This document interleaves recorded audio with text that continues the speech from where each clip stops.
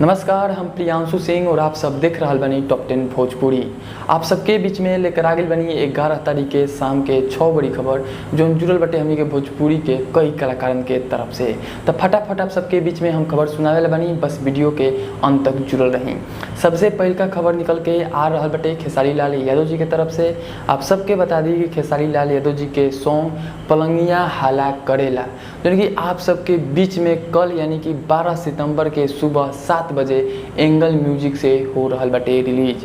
वहीं आप सबके बता दी कि सॉन्ग जो बटे सॉन्ग पवन सिंह के राइटर प्रिंस प्रियदर्शी, वहीं पे म्यूजिक डायरेक्टर प्रियांशु सिंह गाना के म्यूजिक दिले बने और लिखले बने पवन सिंह जी के राइटर प्रिंस प्रियदर्शी। वहीं बात कर जाओ दूसरा खबर के, तो दूसरा खबर निकल के आ रहा बटे पवन सिंह जी के तरफ से। पवन सिंह के आरा सॉन्ग जो कि आज टीजर डाल गई बा और टीजर बम्पर हिट भइल बटे। जी हाँ, आप सबके बता दें कि 7 लाख से ज़्यादा व्यू बटे अभी जब हम वीडियो बना रहा बनी। वहीं आप सबके बता दें कि जो गाना बाटे गाना बाटे उम्मीद कल जा रहा बा कि गाना 13 तारीख के आप सबके सुने के मिल जाई। जी आप सबके बता दें कि पूरा चांस बाटे कि आप सबके बीच में ये 13 तारीख के सॉन्ग सुने के मिल जाई। वहीं बात कर जाओ तीसरा खबर के, तो तीसरा खबर बाटे अंकुश राजा जी के तरफ से। अंकुश राजा जी के गाना फसाली बंगलिनिया जो कि 75 मिलियन व्यू क्रॉस कर चुकल बाटे और ये गाना के डाल गई रहे अंकुश राजा फिल्म से।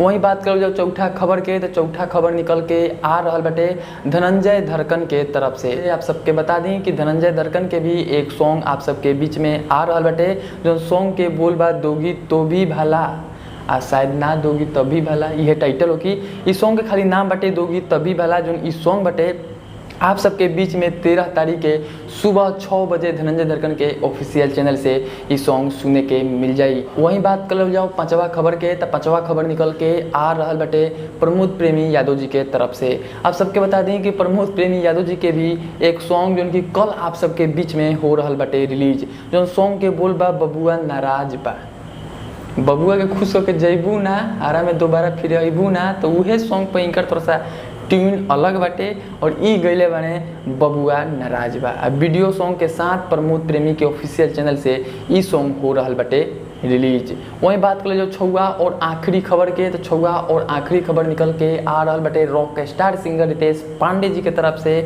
आप सबके बता दें कि रितेश पांडे जी के कल आप सबके बीच में सुबह 6 बजे हो रहा बटे एक गाना रिलीज।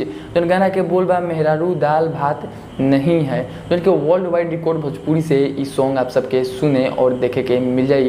फीचर बारी पल्लवी गिरी। तो उम्मीद करता नहीं कि आज के शाम के 6 खबर आप सबके अच्छा लगल हो कि अच्छा लगल तो कमेंट बॉक्स में आप सब जरूर लिखम कि कौन सुपरस्टार के अच्छा लगल है। वहीं आप सबके बता दें कि टॉप 10 भोजपुरी जो चैनल पर हमनी के देख रहा बानी, लेकिन एक और चैनल खोल ले बानी जो चैनल के नाम बाटे टॉप 10 वाला। और अक्सर लोग हमारा के टॉप 10 वाला से ही नंबर सेव करेला, टॉप 10 वाला से ही हमारा के बुलावेला। तो चैनल के नाम रख दिल बानी टॉप 10 वाला। और ओ पे जितना ही बांस भोजपुरी इंडस्ट्री के यूट्यूबर जो कि फेक खबर पहुँचावे ना सर, वो सब जने के माँ बस।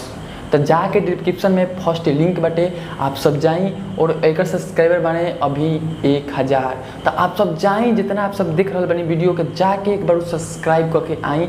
देखा तनी कि हमारा टॉप 10 भोजपुरी के सब्सक्राइबर ऊपर कितना लोग सब्सक्राइब करता। तो आप सब जाई और चैनल के ज़्यादा से ज़्यादा सपोर्ट करी। और वो पे कल आ रहा बटे आप सबके बीच में शाम में एक ज़बरदस्त वीडियो जो कि भोजपुरी इंडस्ट्री में वैसन वीडियो कौन ना बनी रही। इस चैनल पे हम गाड़ी ग्लोज ना करीला, लेकिन वो में सब जना के माँ बस समझ जाए। जय हिंद।